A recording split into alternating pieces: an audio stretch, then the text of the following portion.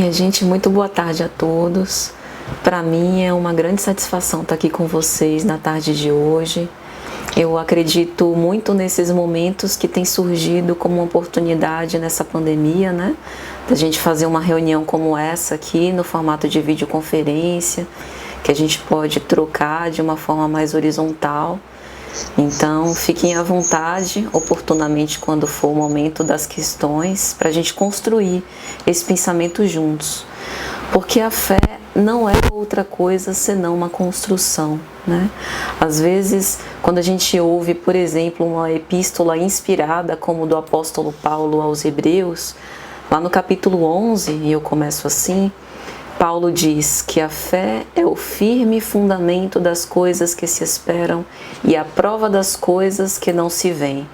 Então a gente que está passando por esse momento pandêmico, esse flagelo destruidor, que tem trazido desassossego, pânico, mas que também é uma oportunidade de aprendizado, uma oportunidade da gente reconhecer na lei de destruição uma chance de nos transformar, por fora e por dentro, né?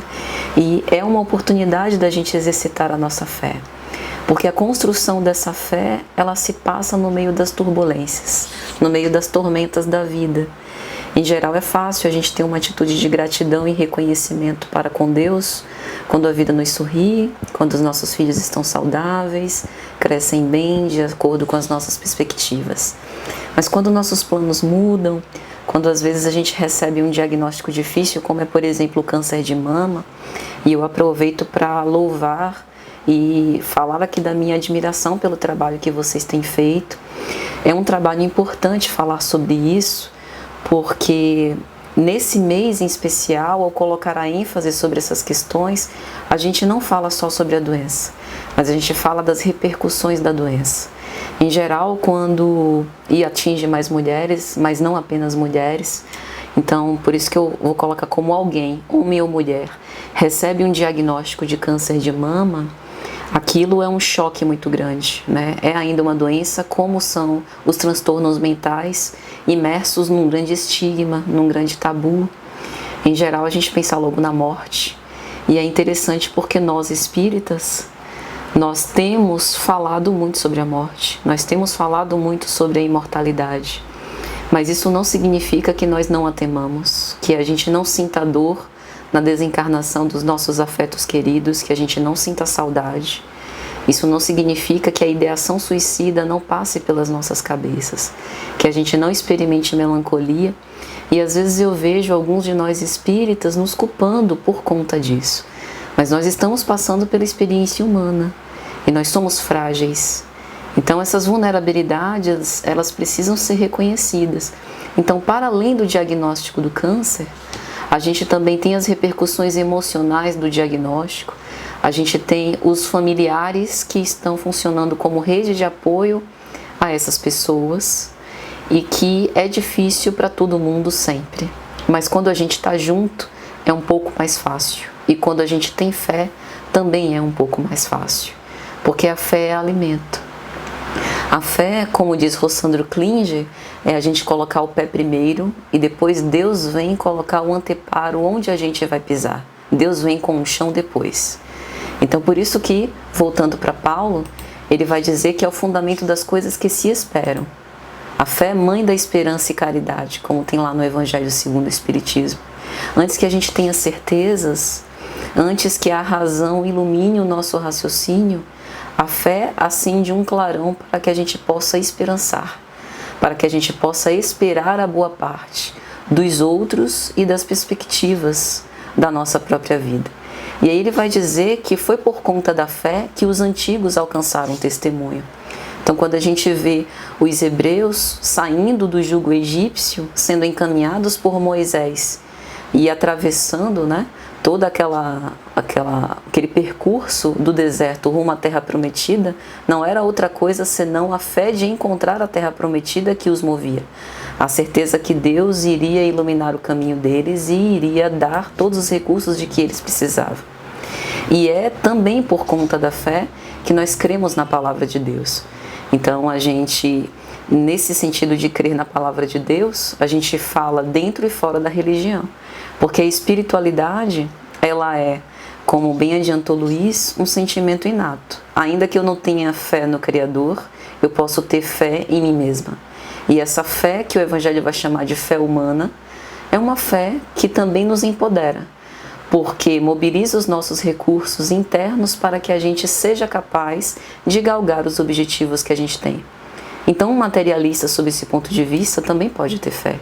Ele pode acreditar que com seu esforço próprio, que com a sua dedicação, por exemplo, estudando segundo um cronograma, ele consegue passar num concurso. Trabalhando arduamente durante toda a sua vida, ele pode ter um patrimônio material, e isso é com base em uma fé não religiosa. E é interessante porque nesse texto Kardec vai dizer que a fé, primeiramente, foi criada dentro do ambiente religioso, porque o maior símbolo de fé veio no seio de uma comunhão indissociável com Deus. Quando Cristo apresenta como resposta às suas curas, capaz de salvar todos aqueles que nele creram, que ele seria capaz, de proporcionar a revitalização dos corpos no caso da lepra, o brilho nos olhos no caso dos cegos, a agilidade nas pernas no caso dos paralíticos, é na verdade uma crença no poder divino que o Cristo fosse portador. E essa crença não é outra senão a crença em nós mesmos. Porque assim como Cristo, nós também somos filhos de Deus. E é por isso que ele dizia: da mesma forma que eu fiz e faço, vós podereis fazer muito mais, se tiveres fé. Então, por que a fé é uma construção? Porque a gente sabe que entre nós e o Cristo há um abismo imenso. Mas se a gente acredita na nossa procedência divina, se nós acreditamos que nós fomos feitos à imagem e semelhança de Deus, nós sabemos que as virtudes estão em nossa alma, em germe. E cabe agora o nosso trabalho e o nosso esforço para desenvolver isso. Teremos dificuldades, teremos forças em contrário, seremos injuriados, perseguidos, nós passaremos como estranhos na sociedade. Porque para algumas pessoas, ser um cristão é ser fanático, é ser paranoico, é acreditar numa força invisível porque nós estamos desamparados. Mas nós que temos fé, acreditamos que é isso que nos sustenta. E acreditar isso enquanto todos os outros, ou pelo menos a maioria deles, estão andando na contramão dos propósitos que nós agasalhamos, há de se ter muita coragem para construir. Então, antes de tudo, para ter fé, também é preciso ter perseverança. Então, a fé não é nada episódico. A fé é algo que vai crescendo, como uma semente. Por isso que Jesus compara com uma semente do grão de mostarda.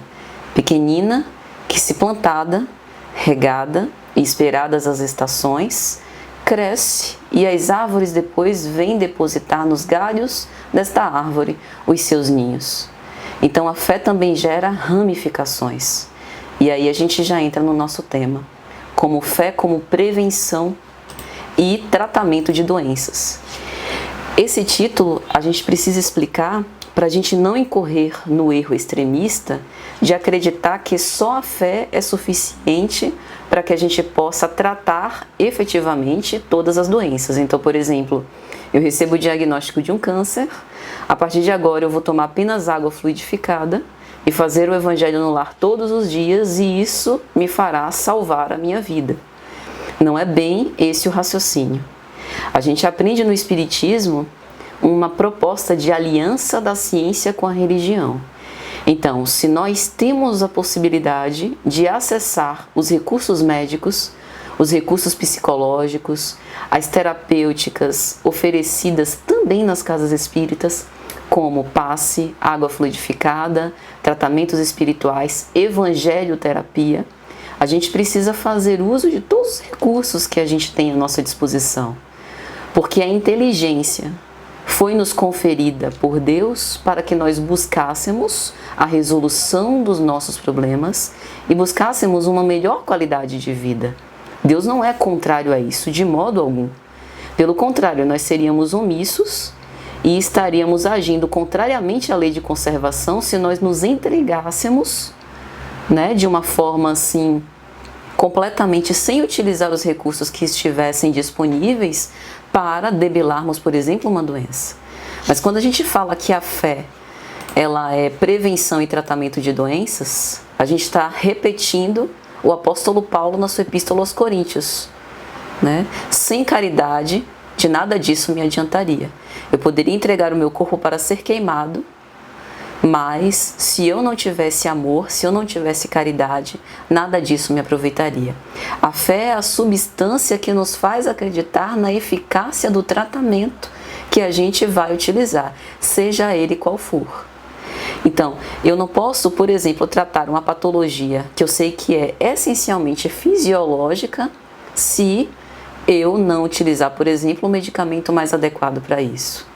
Então, a fé, ela visa trabalhar nas causas espirituais, que na verdade são a raiz de grande parte das doenças. Mas a gente sabe que esse tratamento também perpassa por outras dimensões. Nós somos espíritos imortais, estamos internados no corpo físico e a gente tem essa dimensão fisiológica, orgânica, temos a dimensão psíquica, emocional, temos a dimensão espiritual e também temos a dimensão social, cultural do ambiente no qual estamos imersos. Então, no momento que a gente enfrenta numa enfermidade, a gente também precisa se entender como um ser humano que tem essa dimensão multifacetada. Então, falando, por exemplo, do câncer de mama e da importância da fé, né, nesse contexto de prevenção e tratamento, o câncer de mama é a neoplasia mais comum entre as mulheres, embora não acometa apenas mulheres, também atinge homens, embora em menor número. Uma das consequências mais preocupantes do câncer de mama passa além dos aspectos físicos, né, orgânicos, do próprio tratamento quimioterápico, que em geral é bastante invasivo, né, e deixa por si mesmo consequências desastrosas. Mas o sofrimento psíquico em decorrência da patologia também é importante. Não raro, mulheres que desenvolvem, por exemplo, câncer de mama, também desenvolvem transtornos de depressão e ansiedade, principalmente. Em menor número, estresse pós-traumático e distorção de autoimagem, porque algumas precisam remover as mamas e nem sempre têm condições de refazer, por exemplo, com a prótese, e isso nos afeta de um modo sumamente diferente. Daí a importância da rede de apoio.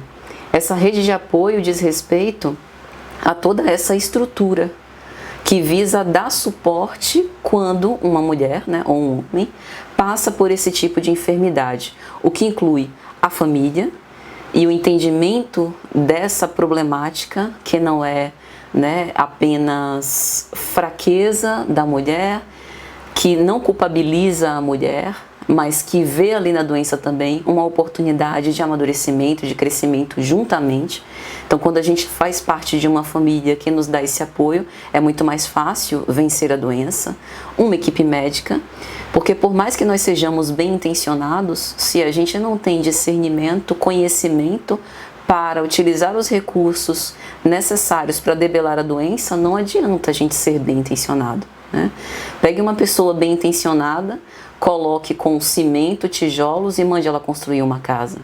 Fatalmente, a menos que seja uma pessoa muito hábil, vai construir algo que não vai demorar muito em pé. Então, é lógico que a gente tem que ter boa vontade, mas unido a isso, o conhecimento ele é essencial. Então, uma boa equipe médica preparada para dar assistência é fundamental. Psicoterapia, porque quase sempre é necessário por conta desse sofrimento psíquico que a acompanha, e a fé. E aí a fé, a gente fala sobre a fé em si mesmo, a capacidade de ressignificar aquela doença, né, de poder aprender com aquela experiência, e a espiritualidade. Colocamos espiritualidade para poder discernir da religião. Dentro ou fora de uma religião, quem desenvolve a própria espiritualidade, seja com meditação, seja com ritos, né, ou cultos específicos, no nosso caso espírita, Evangelho no Lar, participação de grupos de estudo, participação em preleções doutrinárias, cursos que falem sobre isso, né, sobre a imortalidade, sobre manter a esperança mesmo nos momentos de dificuldade. Tudo isso é estudado cientificamente e é comprovado que favorece vencer esse tipo de patologia e enfrentar essa doença. E aí eu vou compartilhar com vocês agora alguns dados científicos. A medicina ela tem avançado muito nessa parceria com a espiritualidade, principalmente depois da década de 40 do século passado. Eu não sei se vocês lembram, mas foi na década de 40 que André Luiz começou a escrever os livros da coleção A Vida no Mundo Espiritual, né, pela psicografia de Chico. E André Luiz faz relatos reais de experiências, né, de espíritos lá no mundo espiritual, sobre as suas vivências na Terra, falando de diversos problemas, diversas enfermidades, desde loucura até psicoses, problemas cardíacos, hipnoses. E aí tem um caso, por exemplo, na obra No Mundo Maior, que é a quinta obra dessa série, A Coleção da Vida no Mundo Espiritual, que a gente tem um exemplo de Cipriana. Ele enfrenta um caso de obsessão muito forte com o seu instrutor, Calderaro, e chega um momento que Calderaro diz: aqui dialogar não funciona. Por mais que a gente esteja bem intencionado, por mais que a gente queira ajudar, aqui só se resolve com o amor. É o jejum e oração que Jesus falava aos seus apóstolos. Essa classe de obsessões ou de possessões só se resolve com jejum e oração. E aí a gente precisa chamar alguém que ama muito. E aí eles chamam Cipriana. Ela é excelente no amor fraternal. É assim que Calderaro a define. E aí, no capítulo, se eu não me engano, é o capítulo 6 dessa obra, No Mundo Maior, eles chamam Cipriana e Cipriana conta a história da vida dela. E aí ela diz: o meu amor fraternal foi exercitado na minha última experiência terrestre. Eu era casada, tinha filhos e fui acometida de lepra.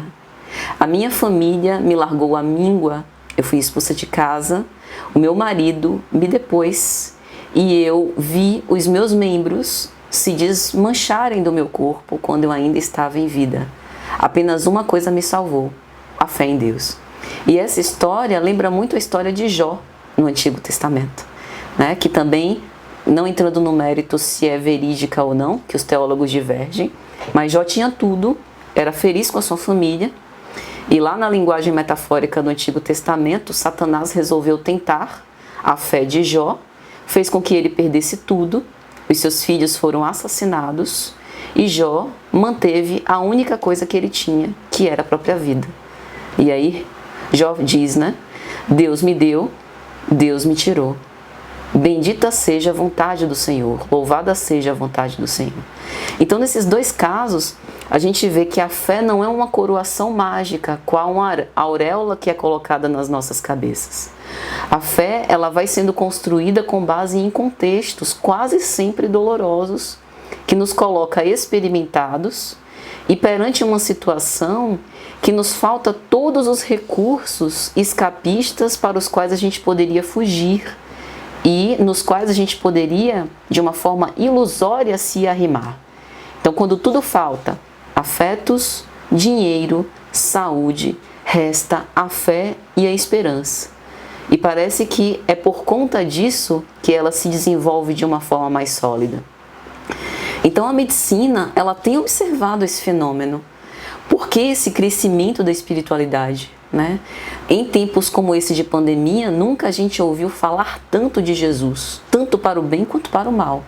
Tem crescido iniciativas de divulgação espírita e em outras religiões cristãs, mas também tem aumentado o combate ao cristianismo, né? Só fazendo um breve adendo, na minha atividade profissional eu tenho visto isso. Na minha atividade profissional eu lido com muitos materialistas e eles têm aumentado de uma forma mais ferrenha a acusação sobre os religiosos, falando sobre paranoia, neurose, uma espécie de obsessão com a religião. Isso já foi predito. Jesus já predisse que ele seria muito comentado, que se levantariam falsos profetas. Mas o interessante de tudo isso é que a medicina, que é uma ciência muito respeitada e que ajuda a nos cuidar da nossa saúde, tem colocado os seus olhos para identificar qual a razão desse movimento e por que estranhamente, aqueles que se dedicam à espiritualidade têm tido uma melhora com as suas doenças. Então vamos agora falar um pouco sobre esses estudos. Primeiro, teve um estudo de 2004 que pegou um conjunto de 560 idosos. Esses idosos tinham um índice alto de possibilidade de mortalidade por conta de doenças coronarianas. E dos que ficaram bons, 60% tinham fé em algum ente religioso, seja um santo, seja o próprio Deus, acreditavam, digamos assim, nesse poder sobrenatural, nessa ligação com o alto, para que pudesse, a partir disso, acreditar na sua própria reabilitação. Num outro estudo de 2010, um estudo lá da Universidade Federal de Santa Catarina, que também visou falar sobre religiosidade e doenças cardiovasculares, eles também verificaram que o fato desse desenvolvimento com a espiritualidade não apenas aumentou o índice de reabilitação deles na doença, em 61% também, ou seja, eles viram que aqueles pacientes que tiveram a melhor recuperação eram os que professavam alguma fé, como agiu preventivamente. E aí agora a gente vai explicar por que a fé ajuda a prevenir doenças. Não é que se eu tenho uma relação com Deus, é como se eu fizesse um pacto, e aí eu vou ser obediente a Deus, e Deus, em retribuição à minha obediência, não vai me deixar adoecer. Não é esse o raciocínio, porque senão a gente compararia Deus como se fosse um parceiro nosso, que a gente faz conchavos, né? Então, Deus, eu vou ser uma menina boa daqui e você me dá isso em recompensa. Não é assim que funciona. Mas os médicos chegaram à conclusão que a religiosidade faz com que os hábitos nossos sejam modificados. E isso afeta necessariamente o desenvolvimento, por exemplo, de doenças do trato cardiovascular. Por exemplo, algumas coisas que pioram o índice e o tratamento de doenças do coração tabagismo, sedentarismo, uso de álcool, obesidade e hipertensão arterial. Então eles pesquisaram que existem algumas religiões, e o espiritismo se inclui, que tem um conceito meio estranho, que é de suicídio indireto. Quando a gente vê André Luiz em Nosso Lar trazer esse conceito, lá atrás, no início do século XX, falando sobre os maus hábitos que ele tinha e a surpresa que ele teve ao chegar no mundo espiritual, porque para o mundo ele era um homem honrado, casado, né? Tinha sua família, um médico que trabalhava, enfim, que era diligente, mas ali ele começa a ter contato que parte dos seus vícios acabaram acelerando processos de depreciação do seu próprio corpo. Então, ao estar defrontado com esse tipo de informação, por exemplo, alguns de nós, por livre e espontânea vontade, já modificamos alguns hábitos. Isso não é que vá nos evitar de fumar, mas todas as vezes que a gente pensa naquilo, a consciência está um pouco mais alerta de nos lembrar, ou pelo menos de nos questionar se aquilo vai ser bom para a nossa saúde. Então os médicos têm observado essa mudança de comportamento que tem a ver com a nossa cultura. E isso, de certo modo, tem agido para prevenir doenças. Além disso, tem a questão do estresse. Não é que religioso seja menos estressado. Muito pelo contrário, né? Basta a gente dar uma olhada no próprio espiritismo. Às vezes a gente fica estressado, né? A gente sente raiva, bate na mesa, eleva a voz. Mas a questão é que por conta do desenvolvimento com a espiritualidade, a gente aprende mecanismos, pelo menos um pouco melhores, para controlar as nossas emoções.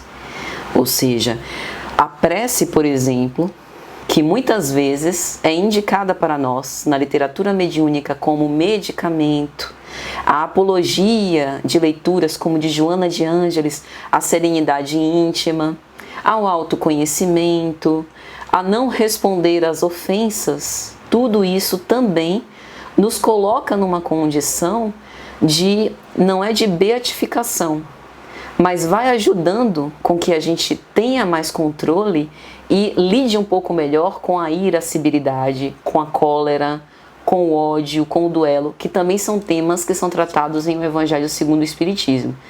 Então, por incrível que pareça, de fato, parece que a fé influencia nesse processo de saúde, doença e reabilitação, e isso tem sido visto pela própria medicina. E aí eu trouxe aqui algumas citações de O Evangelho segundo o Espiritismo falando sobre a fé. A gente deve se lembrar que o tema da fé está em todo o Evangelho, mas especialmente no capítulo 19, a fé que transporta montanhas, e lá tem uma mensagem que fala sobre a fé humana e a fé divina. E aí, num trechinho, o Espírito Protetor vai dizer o seguinte: o Cristo mostrou quanto pode o homem que tem fé, ou seja, que tem a vontade de querer e a certeza de que essa vontade pode se realizar a si mesma. O que chamais de prodígios é simplesmente o desenvolvimento das faculdades humanas. O próprio Leon Denis, na obra O Problema do Ser, do Destino e da Dor, também traz a fé e as outras potências, né, da alma, como por exemplo a vontade, como verdadeiras pérolas que nós temos no nosso interior para que a gente possa enfrentar processos de enfermidade, de adoecimento e possa ter com isso uma reabilitação melhor. Só que a gente sabe que na prática não são flores. E aí eu trago aqui mais um exemplo. Na obra Paulo e Estevão, pelo Espírito Emmanuel, tem um momento que Gamaliel, que é o tutor de Saulo de Tarso, rabino, em Jerusalém, visita a Casa do Caminho. E ele é super bem recebido por Simão Pedro. Chegando lá, ele vai investigar as atividades da Casa do Caminho para conhecer e encontra um antigo fariseu, amigo seu, Samônio. Samônio está acamado, leproso, e Gamaliel se surpreende, porque ele é um homem rico. Tem família, filhos. O que ele está fazendo na casa daqueles caminheiros? Lembremos que na época os cristãos primitivos não eram bem vistos pelos fariseus, inclusive eram perseguidos. O próprio Saulo mais tarde encetou a maior perseguição, né, dos cristãos que a gente teve naqueles primeiros anos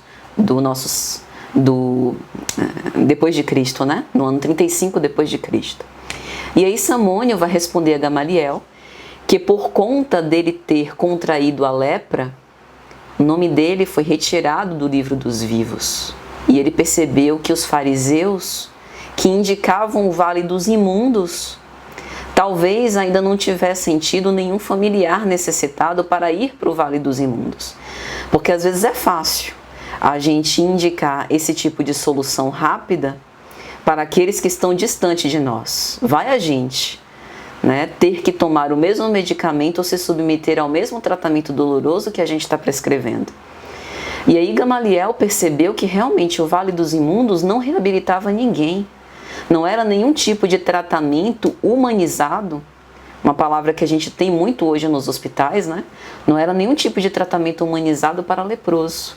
E ele recebeu na Casa do Caminho, por pessoas que não professavam a mesma fé que ele, o acolhimento que lhe faltou dos seus familiares e dos seus convivas, daqueles que eram fariseus, né, que tinham a ascendência judaica como ele. E uma das coisas que Samônio diz a Gamaliel é o seguinte: para você é fácil não acreditar em Jesus e nos seus discípulos porque você não está precisando de um Salvador. Somente quando a gente passa pela enfermidade, e aí ele diz, o leito de dor é uma escola de bênçãos. Quando a gente passa pela enfermidade, é que a gente vê onde é que dói e o que realmente a gente tem necessidade. Às vezes a gente coloca a nossa fortaleza, mesmo nós espíritas, nas coisas passageiras, né? Na profissão que a gente tem, no dinheiro que a gente consegue juntar, no futuro intelectual profissional dos nossos filhos, na formação acadêmica, mas o maior bem que a gente tem é a própria vida. E enquanto a gente tem vida e saúde, é fácil a gente voltar os olhos para outras falsas necessidades.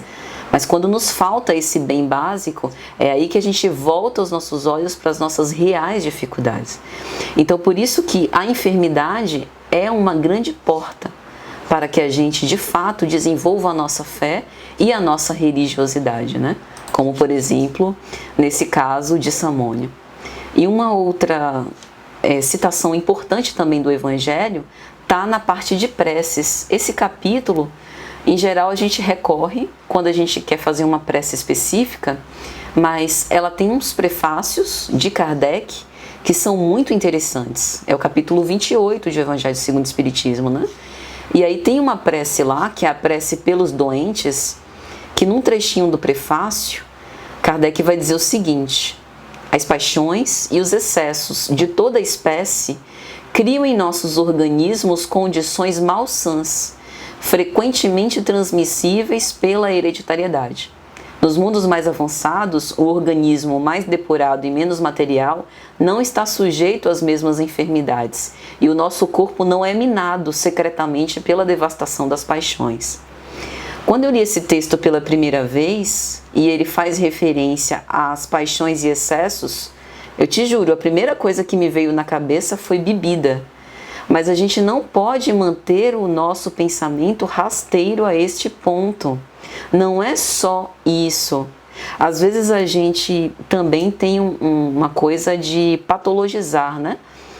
Então, não é só bebida, não é só excesso do cigarro, mas é também de outros vícios.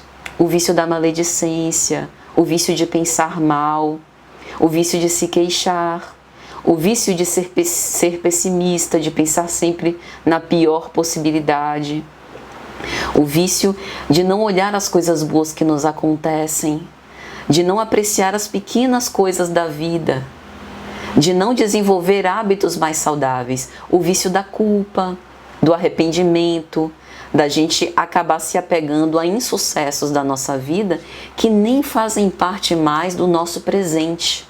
Isso também desorganiza o aparelho psíquico.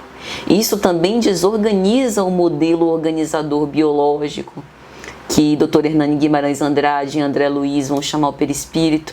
Isso também vai imprimir mais tarde nos nossos futuros corpos ou nesse mesmo predisposições orgânicas para o desenvolvimento de certas espécies de doenças.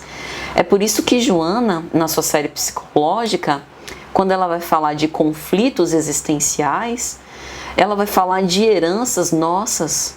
Nós somos herdeiros de nós mesmos.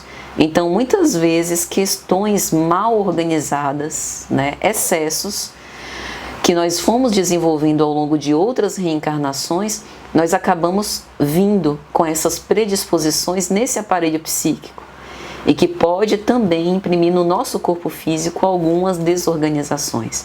Então, de fato, é como os benfeitores sempre nos dizem: se nós tratamos as causas do espírito, nós estamos tratando a razão das doenças. E a fé tem muito a ver com esse processo. E ainda nesse texto, o finalzinho, Kardec diz assim: ao lado da medicação ordinária elaborada pela ciência, o magnetismo nos deu a conhecer o poder da ação fluídica. E depois o espiritismo veio nos revelar outra espécie de força, através da mediunidade curadora e da influência da prece. Esse foi o primeiro título como opção, né, Luiz, para o nosso encontro de hoje, que seriam as terapêuticas espíritas. E é importante a gente falar disso também. Kardec, quando desenvolve a ciência espírita, especialmente em A Gênese, ele vai falar da ação do espírito sobre os fluidos. Então ele vai explicar o que é esse magnetismo humano, o magnetismo espiritual, como é que se dá a fluidificação da água, como que se dá esse magnetismo pela cura. Por que os cristãos primitivos, Estevão, Paulo de Tarso, Barnabé, eram capazes de fazer curas repetindo aquele processo que o Cristo fazia, né? Baseado em que princípio? Mas não basta a gente curar corpos como o próprio Cristo nos trouxe.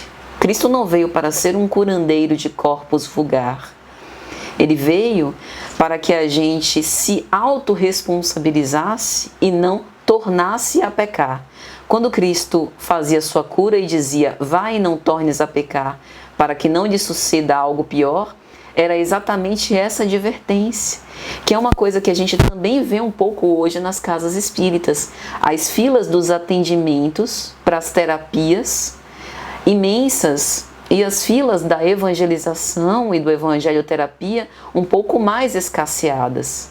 Não é para brigar com quem está buscando tratamento, né, terapêutico no centro, mas é para que a gente cuide do pensamento, que a gente cuide de uma reforma de conduta, porque enfrentando esses desafios e nos reformando para que a gente possa contornar e nos livrar dessas más inclinações, a gente age na fonte, e a fé é esse combustível. Então é lógico que prece, evangelho, água fluidificada e as outras terapias são importantes. Muitas vezes são fundamentais para nos dar o equilíbrio que falta, inclusive, para que a gente possa trabalhar melhor na reforma íntima. Então são recursos primorosos, porém isso não nos livra, não nos isenta de nós também realizarmos o nosso trabalho maior, né? E aí, já caminhando para o final, não posso deixar de falar do Cristo, né? As curas que o Cristo operou, todas elas foram com base na fé. E aqui a gente vai lembrar de alguns exemplos. O cego Bartimeu, Jesus passava entrando em Jericó, e um cego que estava caído no chão, ele ouve um burburinho e ele começa a perguntar: o que se passa? Quem está passando por aqui? É Jesus. Jesus e seus apóstolos dizem que ele é o Messias.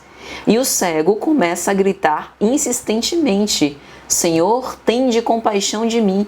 E o pessoal fala: cala a boca, fica quieto, incomodando Jesus passar, né? Vamos aqui beber dos ensinamentos que ele tem a nos ensinar. E o cego insistentemente: Senhor, tende compaixão de mim. E aí Jesus se aproxima dele e faz a pergunta célebre que ele quase sempre repetia: que queres que eu faça?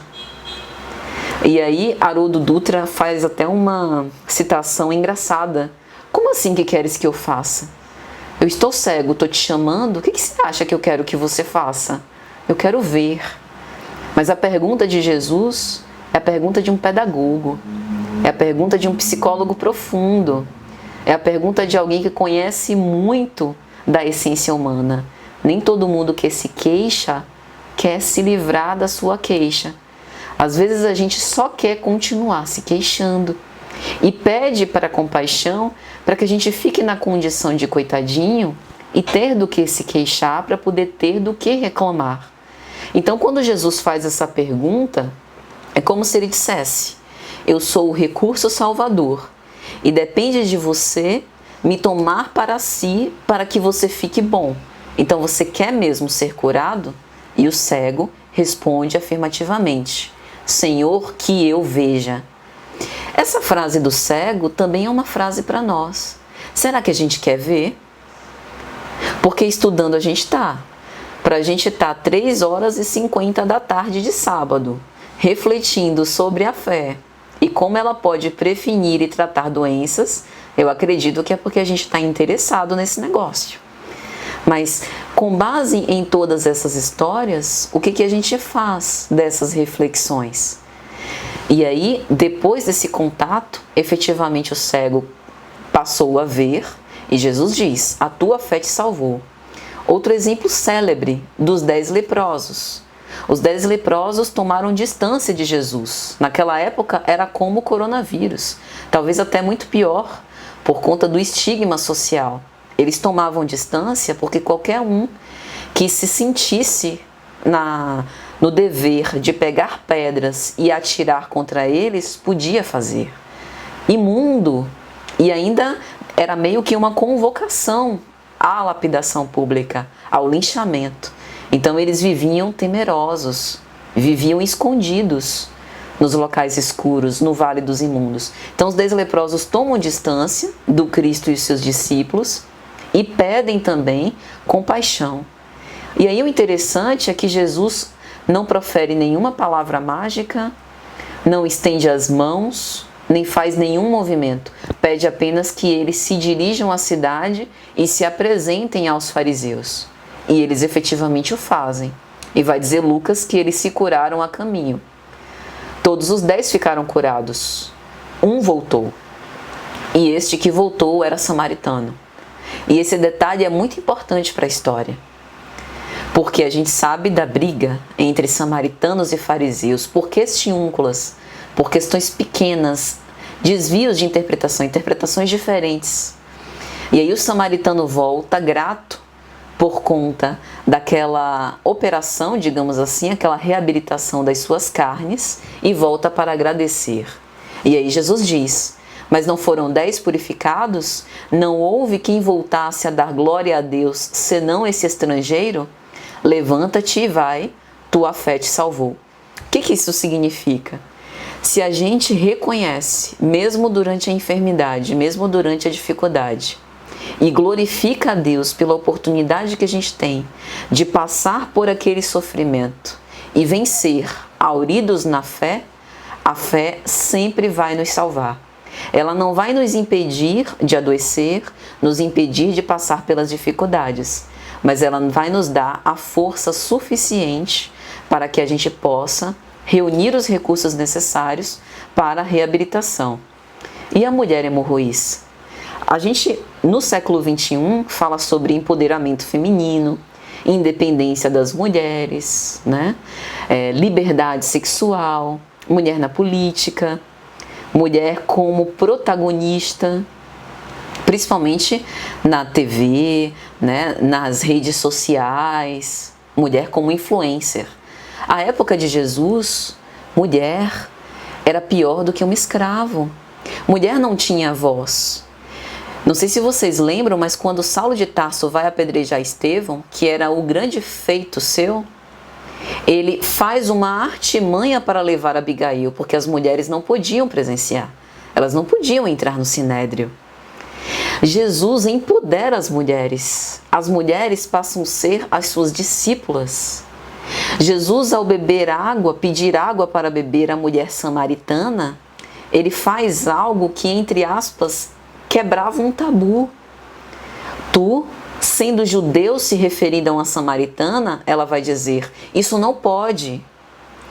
Então, assim, Jesus ele é um grande revolucionário nesse sentido, porque ele contesta todas essas convenções que nos dividem.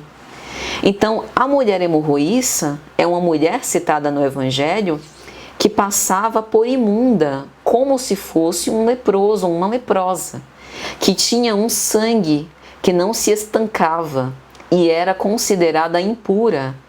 Ela era intocável, se escondia com medo. Então ela se imerge na multidão e ela acredita, e aí a gente volta para a epístola de Paulo aos Hebreus: fé é o firme fundamento das coisas que se esperam e a prova das coisas que não se veem. Ela acredita que se ela tocar na orla das vestes do Cristo, vai acontecer um milagre e ela será curada. E efetivamente é assim que acontece. E aí no meio da multidão, Cristo solta a famosa frase: alguém me tocou, porque eu senti que de mim saiu uma força. Em outras traduções, de mim saiu virtude. Qual foi a senha mágica para sair essa virtude, sair essa força? A fé. Acreditar que, de fato, se eu confiar, aquele que é instrumento da própria mensagem divina, aquele que é um intermediário de Deus, aquele que é um profeta, que é o Messias, é capaz de me salvar. E aí ela faz uma confissão. Olha o risco que essa mulher passou e assim, a coragem que essa mulher teve. Porque ela, diante dessa afirmação de Jesus, ela disse: fui pega, eu vou precisar confessar que eu toquei nele e assumir todas as consequências dos meus atos. E ela, com muita sinceridade, diz, vai dizer Lucas: a mulher, vendo que não podia se ocultar, tremendo, caiu aos pés de Jesus e declarou diante de todos: eu toquei nele porque eu queria ser curada. E aí Jesus diz: tem bom ânimo, filha, a tua fé te salvou, vai em paz. E aí, gente, trazendo agora para nosso contexto, século 21. Qual a nossa similitude com a mulher hemorroíça, com o cego da entrada de Jericó, com os 10 leprosos? Todos nós temos as nossas enfermidades. Ainda que a gente não esteja passando por nenhuma enfermidade física, nós somos enfermos da alma. Nós temos os nossos desafios, os nossos espinhos na carne, como dizia o apóstolo Paulo. Temos questões que nos adoecem, seja por pensamentos que a gente tem nutrido, seja por transtornos psíquicos que a gente desenvolve, seja por adoecimentos físicos. Então, todos esses personagens do Evangelho não estão distantes. Eles são como nós. E a diferença deles para nós é que eles viram na oportunidade daquele Messias uma chance de, pela fé, se aproximarem de Deus. E nós também estamos com essa chance, porque a gente tem o Antigo Testamento que os fariseus tinham, baseavam-se todos na Torá, no Pentateuco mosaico. Nós temos o Evangelho de Jesus, que é o retrato da vivência dos apóstolos junto com Cristo. E nós temos a codificação kardeciana, que interpreta tudo isso à luz dessa ciência espírita. Além da literatura mediúnica, que nos narra 1001 casos relacionados ao poder da fé e a essa realidade, que nós somos espíritos imortais e que nós buscamos no nosso interior a nossa renovação, renascer pelo Espírito. Então agora depende de nós utilizar esse combustível para que a gente possa ter realmente uma reabilitação das nossas enfermidades da alma. E para concluir, tem uma obra de Emmanuel que eu acho muito oportuna a gente falar nesse contexto, que é Pensamento e Vida. Essa obra, ela traz temas, relacionados à nossa vida e que em todos eles tem uma grande influência das nossas forças psíquicas. O pensamento, diz Emmanuel, não é apenas uma ideia, é aquilo que a gente vitaliza.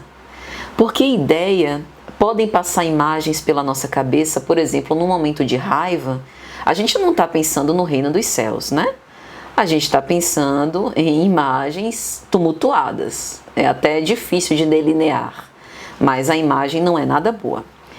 Mas por mais que a gente não possa escolher a ideia que vem, escolher o pensamento que ocorre, que muitas vezes podem ser inclusive resquícios desse inconsciente que emerge, a gente pode escolher aquilo que a gente vitaliza. Os hábitos são dirigidos pelo nosso livre-arbítrio. Então a gente pode escolher em que a gente quer se fixar. E aí no capítulo 6 da fé, Emmanuel faz uma comparação da fé com as forças. Por exemplo, ele fala sobre a eletricidade. Se a eletricidade gerada nas usinas hidrelétricas não tivessem os fios condutores, não nos serviria, porque nós, consumidores, estamos bastante distantes das usinas. E graças às redes de transmissão e distribuição, a eletricidade chega às nossas casas. Se não fossem todas aquelas torres de transmissão dos sinais, por exemplo, de TV e de internet, não seria possível a gente fazer esse encontro aqui nessa tarde, porque não chegaria o wireless aqui na minha casa e na casa de vocês. Então, ele faz essa analogia para dizer que não basta a gente crer em Deus, crer no alto, crer na força superior. É imperativo a gente crer e mobilizar os nossos esforços para fazer essa conexão. Então, a figura do fio condutor e das torres de transmissão é uma analogia para a conexão. A gente só pode estabelecer uma conexão se a gente persevera. Se nos momentos mais difíceis a gente busca na espiritualidade o nosso medicamento, com fervor, nos momentos em que a gente tenderia a esfriar a nossa fé, pelo contrário, a gente aumenta a fé quase que se fosse por teimosia.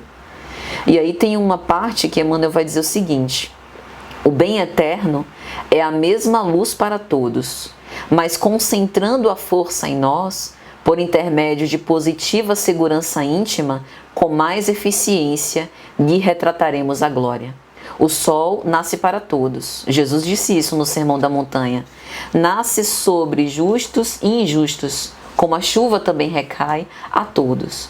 Mas o que nós temos feito de mais extraordinários do que os outros? O que a gente tem feito além dos outros?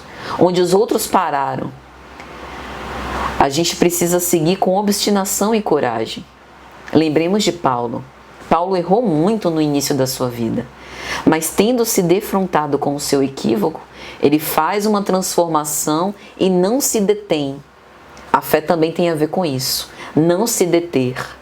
Ela é trampolim para a gente superar os obstáculos. E os obstáculos virão como provas e testemunhos da nossa fé. Então, é mais ou menos isso, e agora eu gostaria de ouvi-los.